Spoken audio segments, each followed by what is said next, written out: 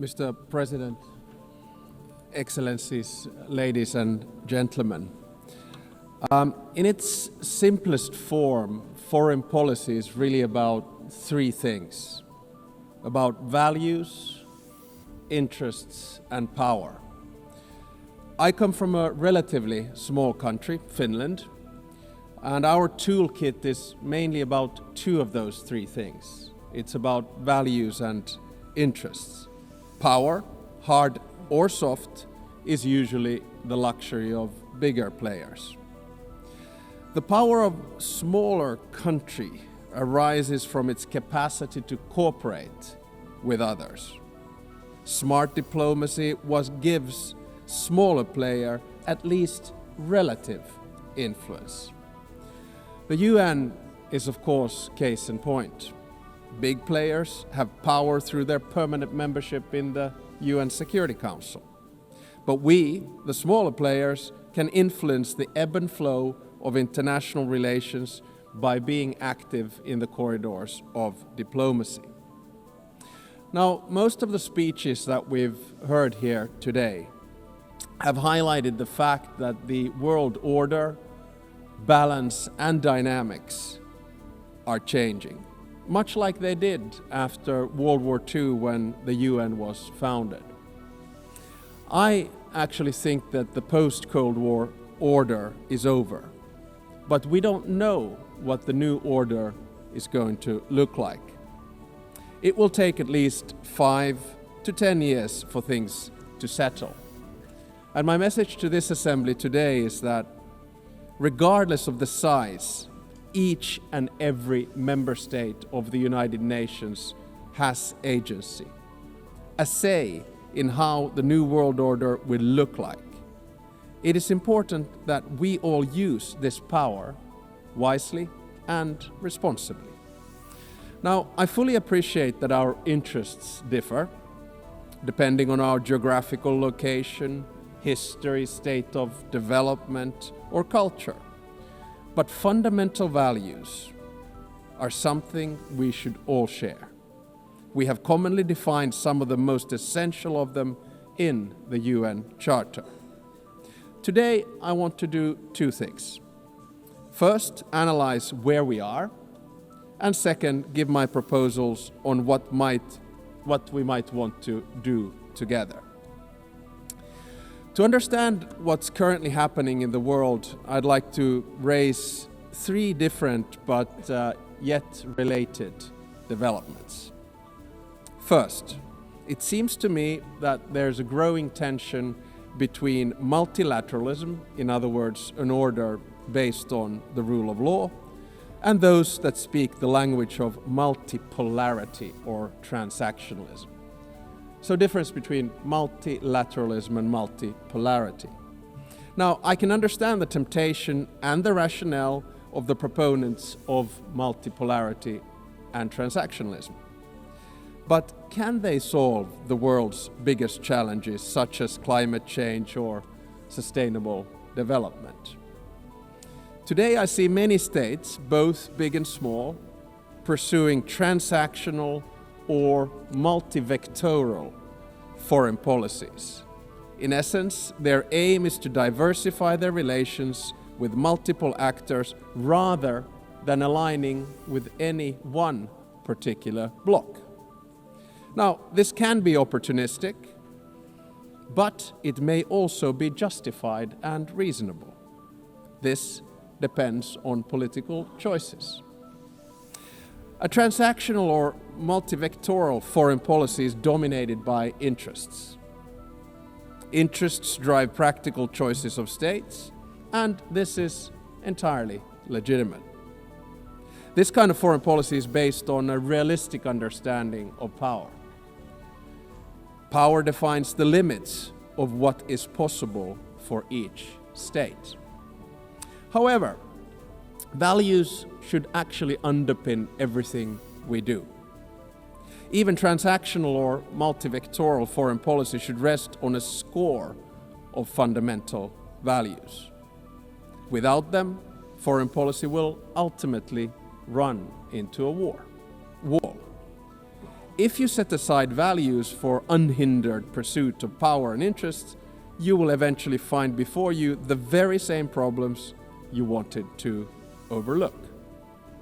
Second, the balance of power in the New World Order is shifting towards the South and the East.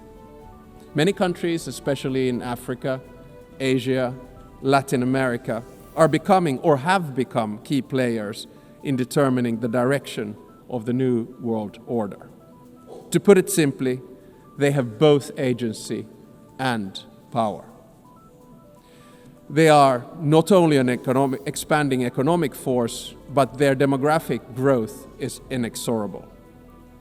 This will also turn them into a political and cultural force. It will yield them both hard power and soft power, and they will use it to promote their interests as they should. The 193 members of the United Nations do not have to agree on every minute detail of values, but we have to have a common understanding of fundamentals. They include the sovereignty and territorial integrity of states. They include the prohibition of the use of force and the respect for human rights and fundamental freedoms. These values are the building blocks of who we are and what we stand for as the United Nations. The broad international community has overwhelmingly an interest to uphold them. Let me be clear. Russia has no right to continue its aggression on Ukraine. Israel has no right to violate international law in Palestine. States have no right to use Sudanese or Congolese territories to fight proxy wars for their economic or strategic self-interests. I urge us all to heed this message of the international community and act accordingly. War is always a failure of humanity. It is a collective failure of our fundamental values. It is a failure of us as human beings. Thirdly, I would like to say a few words about the state of the United Nations, the institution where we are. The UN was created to maintain and promote peace, stability, development, and friendly relations among nations. In order to achieve this, the balance between the three elements was required. The power at the highest level was represented by the UN Security Council. The interests of the wider membership were reconciled here in the General Assembly, and the values were enshrined in the Charter and consolidated as rules of international law. Now, unfortunately today, the UN is struggling to fulfill its central promise of delivering peace and stability. We can always blame each other, but at the end of the day, it's a collective decision. Countries have increasingly taken the liberty to break the rules of international law and to use force against other people's territories and suppress other nations. The United Nations of today does not sufficiently reflect the realities of the balance of power. All too often, it fails to serve as a forum for the coordination of interests, and the values at its core are too often not respected in good faith. We all want to have the freedom to make choices and a possibility to influence the world around us. Today, many countries are seeking answers in multipolarity or transactionalism. If the UN fails to deliver, this trend will accelerate. So, let me sum up in the terms of the three pillars: values, interests, and power. Our values can divide us. Fundamentally, however, they should unite us around the basic principles of humanity, the rule of law, and the prohibition of aggression. Our interests differ, and it's only right that we promote them. However, our choices have consequences. Opportunism will eventually be forced to confront the problems it tried to ignore. Power will constantly seek a new balance. We must adapt to change. Nevertheless, we should not allow the rise of hard power to blind us. The power of legitimacy, integrity, and rules will remain strong. So let me get to my second part, from the situation to possible solutions or things that we could do together. Never before in history has humankind had such means of innovations at its disposal to solve the world's most pressing problems. However, the current direction is wrong in so many ways. There are more wars than at any time since World War II. The world is becoming increasingly divided. And so are our societies, and the measures to deal with climate change and sustainable development are lagging behind. In different parts of the world, we're witnessing immense civilian suffering and blatant disrespect for humanitarian principles. For me as a Finn, Russia's war of aggression in Ukraine not only reminds me of our past, but is directly linked to the security of the part of the world where I live. On the other hand, there is aggression and total disregard for civilian life, and an attempt to undermine the fundamental principles on which the international order is based. On the other hand, there's a bastion of freedom that is defending its right to exist and to make its own choices. The battle for what consequences we will draw from this aggression is not yet over. Recently, there's been serious attempts at diplomatic solutions of the war on the initiative of the United States. There are no perfect solutions to wars. At the same time, we know that any decision made in these matters will have far-reaching consequences in Ukraine and beyond. There can hardly be a stronger unifying interest among the UN's broad membership than our opposition to the wars of conquest. Aggression must not be rewarded.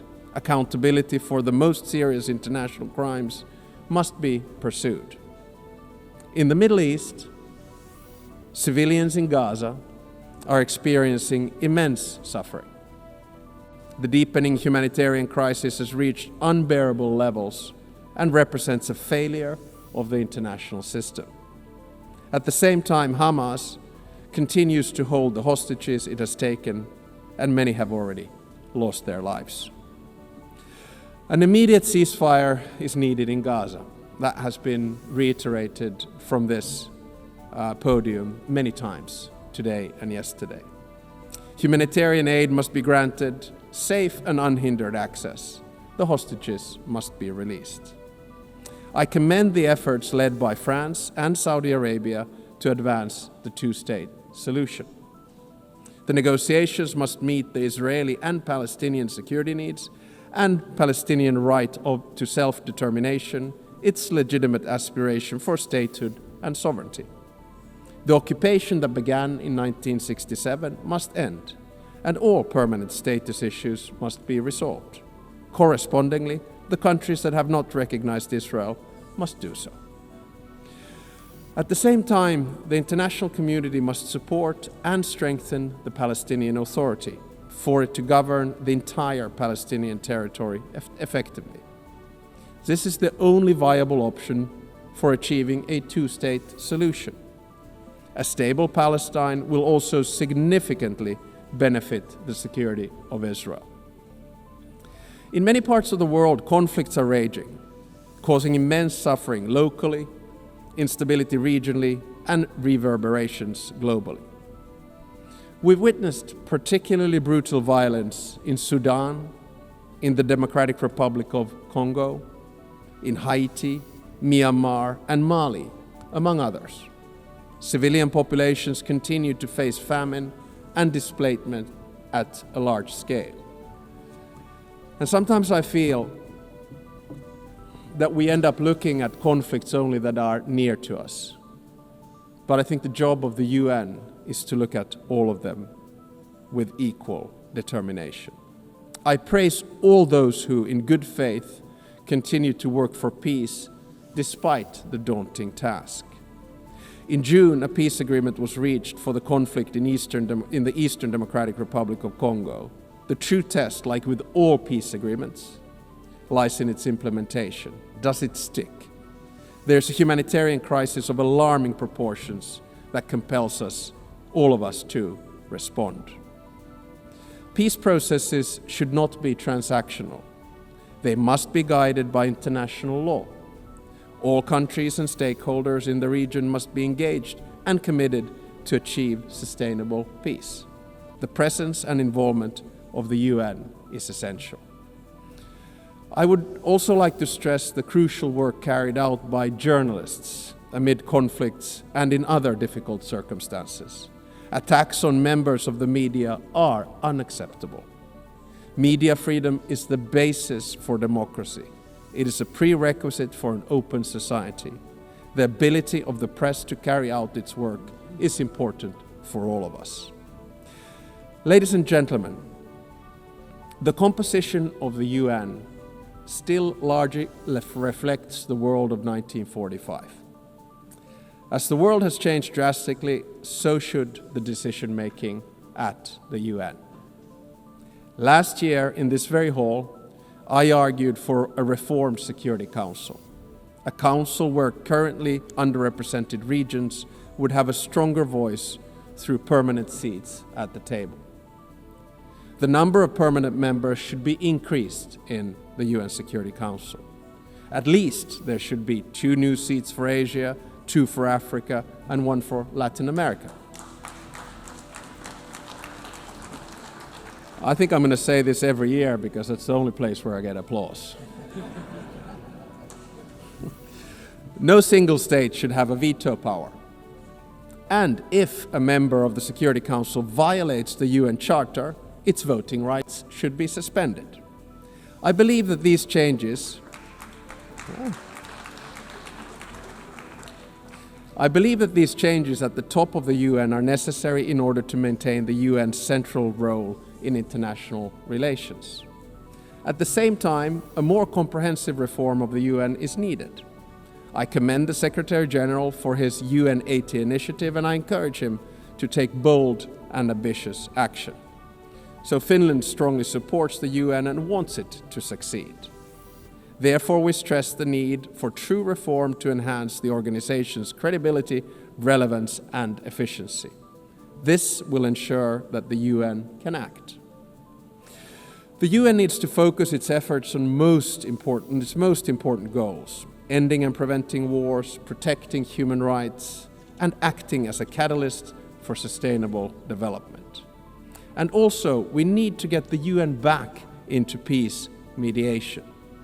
I would argue that one of the reasons that we have so many wars right now is that the UN is absent from peace mediation.